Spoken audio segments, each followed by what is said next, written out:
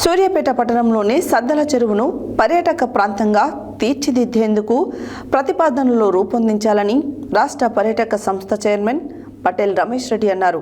గురువారం జిల్లా కలెక్టర్ తేజస్ నందలాల్ పవార్తో కలిసి రాష్ట్ర పర్యాటక సంస్థ చైర్మన్ పటేల్ రమేష్ రెడ్డి సద్దల చెరువును సందర్శించారు. సూర్యాపేట పట్టణంలోని సద్దల చెరువును పర్యాటక ప్రాంతంగా తీర్చిదిద్దేందుకు ప్రతిపాదనలు రూపొందించాలని రాష్ట్ర పర్యాటక సంస్థ చైర్మన్ పటేల్ రమేష్ రెడ్డి అన్నారు. గురువారం జిల్లా కలెక్టర్ తేజస్ నందలాల్ పవార్తో కలిసి రాష్ట్ర పర్యాటక సంస్థ చైర్మన్ పటేల్ రమేష్ రెడ్డి సద్దల చెరువును సందర్శించారు. ఈ సందర్భంగా చైర్మన్ మాట్లాడుతూ, సద్దల చెరువు ప్రధాన ప్రవేశం వద్ద బతుకమ్మ ఘాట్, బోటింగ్, పిల్లలకు ఆడుకునేందుకు సామగ్రి, అలాగే జాతీయ రహదారి వద్ద ఉన్న 5 ఎకరాల స్థలంలో పిల్లలకు వినోదం కలిగించేలా పార్కు ఏర్పాటు చేసేందుకు ప్రతిపాదనలు ఏర్పాటు చేయాలని అధికారులకి సూచించారు. సద్దల చెరువు ట్యాంక్ బండ్పై మొక్కలకు పోషణ లేకపోవడం చూసిన చైర్మన్ వెంటనే తగు చర్యలు తీసుకోవాలని కమిషనర్కి ఆదేశించారు.